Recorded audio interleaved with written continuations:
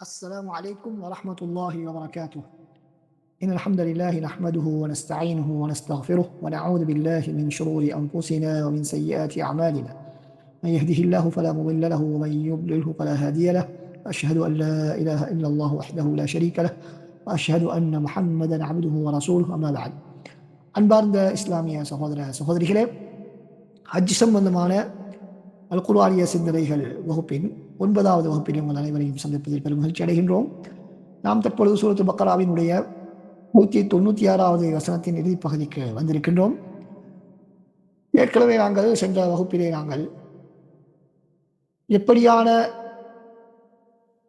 பலியிடல்களை நாங்கள் குர்பானிகளை ஹஜ்ஜின் போது ஒவ்வொரு காரணங்களுக்காகவும் வேண்டி நாங்கள் பலியிட வேண்டும், குர்பானி கொடுக்க வேண்டும் என்ற விடயங்களை நாங்கள் பார்த்தோம்.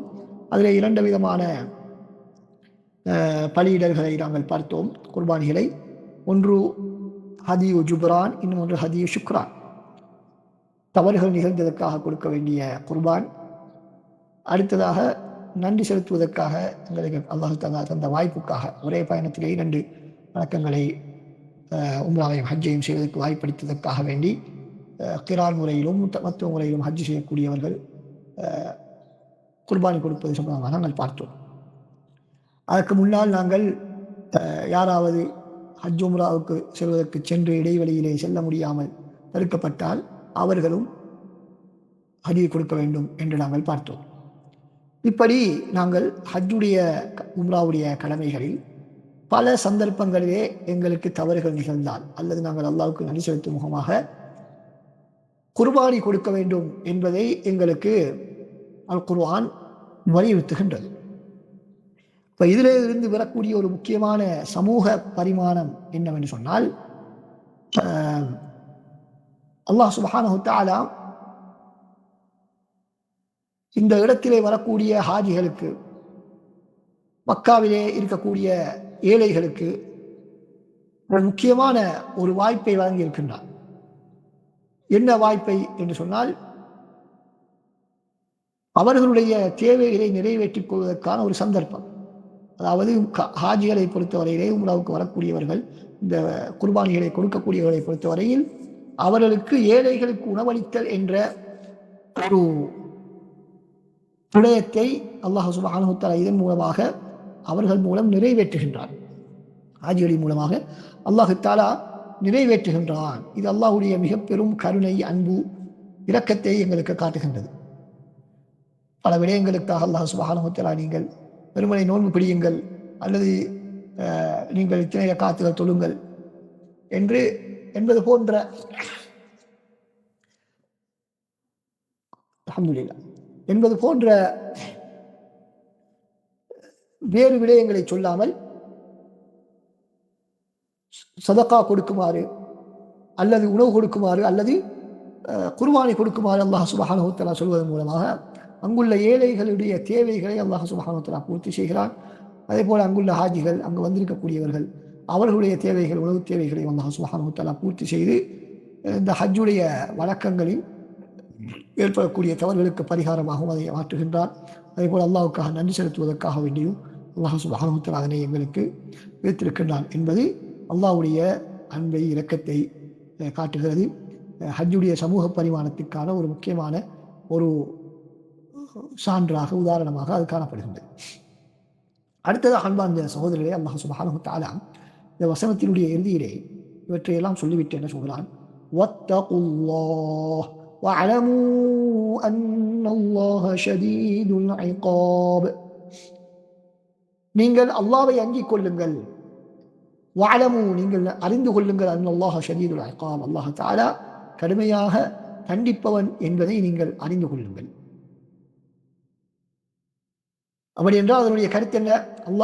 அல்லாஹ்வை அஞ்சிக் கொள்ளுங்கள் என்றால் அல்லாஹ்வுடைய ஏவல்களை எடுத்து நடந்து, விலக்கல்களை தவிர்த்து நடந்து கொள்ளுங்கள்.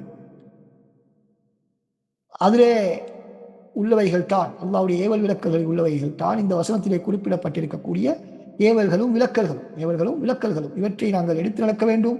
ஏவல்களை எடுத்து நடக்க வேண்டும், விலக்கல்களை தவிர்த்து நடக்க வேண்டும். அதே போல நீங்கள் உறுதியாக நம்ப வேண்டிய விடயம் என்னவென்றால், இந்த அல்லாஹ்வுடைய கட்டளைகளுக்கு மாறு செய்யக்கூடியவர்களை மாறு செய்யக்கூடியவர்கள், கட்டளைக்கு மாறு செய்யக்கூடியவர்கள், அல்லது விலக்கல்களை விலக்கப்பட்ட விடயங்களில் ஈடுபடக்கூடியவர்களை அல்லாஹாலா கடுமையாக தண்டிக்கக்கூடியவன் என்பதையும் நீங்கள் உறுதியாக நம்பியிருங்கள் என்று அல்லாஹாலா எங்களுக்கு இதிலே சொல்கிறார்.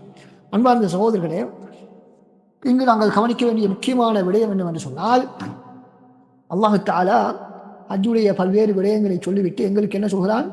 அல்லாவை அஞ்சிக் கொள்ளுங்கள் என்பதாக சொல்கிறார். அன்பார்ந்த சகோதரர்களே, நாங்கள் நோன்பை பற்றி பார்க்கக்கூடிய இடத்தில் முதலாவதாக நாங்கள் பார்ப்பது என்ன? நோன்பினுடைய நோக்கம் லஅல்லக்கும் தத்தகூன், நீங்கள் உள்ளச்சமுடையவர்களாக மாற வேண்டும் என்பதற்காக, இறையச்சமுடையவர்களாக நீங்கள் மாற வேண்டும் என்பதற்காகத்தான் நோன்பை அல்லாஹ் உங்களுக்கு கடமையாற்றுகிறான் என்பதை நாங்கள் அடிக்கடி கேட்டு வருகிறோம். ஆனால் ஹஜ்ஜை பற்றி பேசும் பொழுது அவர் அப்படி பேசப்படுவது மிகவும் குறைவாக இருக்கிறது. ஆனால் அல் குர்ஆன் ஹஜ்ஜுடைய காரியங்களை குறிப்பிடும் பொழுது பல இடங்களில் தக்குவாவை மிக மிக மிக மிக வலியுறுத்தி சொல்லியிருக்கிறது, மிக மிக வலியுறுத்தி சொல்லியிருக்கிறது. எனவே எப்படி நோன்பிலே தக்குவா எங்களுக்கு எதிர்பார்க்கப்படுகிறதோ அதே போல ஹஜ்ஜிலும் தக்குவாவுக்கு மிக முக்கியமான இடம் வழங்கப்பட வேண்டும். அதற்கு மிகப்பெரிய ஒரு சான்றுதான் அல்லாஹ் தஆலா 1.5 பக்கம், கிட்டத்தட்ட 40 வரிகள், 40 வரிகள் அல்லது 35 வரிகளை கொண்ட பக்கத்திலே, இரு பக்கங்களில் அல்லது 1.5 பக்கங்களில் அல்லாஹ் சுப்ஹானஹு வ தஆலா 5 முறை அல்லாஹ் சுப்ஹானஹு வ தஆலா இந்த தக்வா என்ற வார்த்தையை பயன்படுத்துகின்றான். எனவே இது எங்களுக்கு ஹஜ்ஜுக்கும் தக்வாவுக்கும் இடையிலுள்ள பிரிக்க முடியாத தொடர்பு இருப்பதை நாங்கள் பார்க்கின்றோம். எனவே ஹஜ் என்பது ஒரு மனிதனை முத்தகீனாக மாற்றக்கூடிய ஒரு முக்கியமான ஒரு சாதனம். இந்த ஹஜ்ஜிலே, இந்த உம்ராவிலே இந்த இறையச்சம் இல்லாமல் இருக்குமோ அந்த ஹஜ் வெறும் சடங்காக மாத்திரம் இருக்கும்.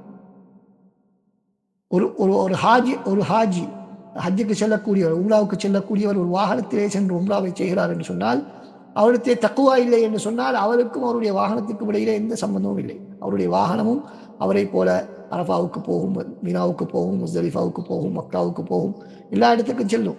அதே போலதான் இவரும் சென்று வருகிறார். இவருக்கும் அந்த வாகனத்தின் இடையில எந்த விதமான சம்மதமும் வித்தியாசமும் இல்லாத அளவுக்குத்தான் தக்குவா இல்லாத ஹஜ்ஜும் உம்ராவும் என்பதை நாங்கள் புரிந்து கொள்ள வேண்டும். எனவேதான் அல்லாஹ் தஆலா 5 இடங்களில், முதலாவதாக இந்த இடம் அத்தகுல்லாஹ் என்று 196வது வசனத்தில் எழுதியிலே அல்லாஹ் தஆலா சொல்கிறான்.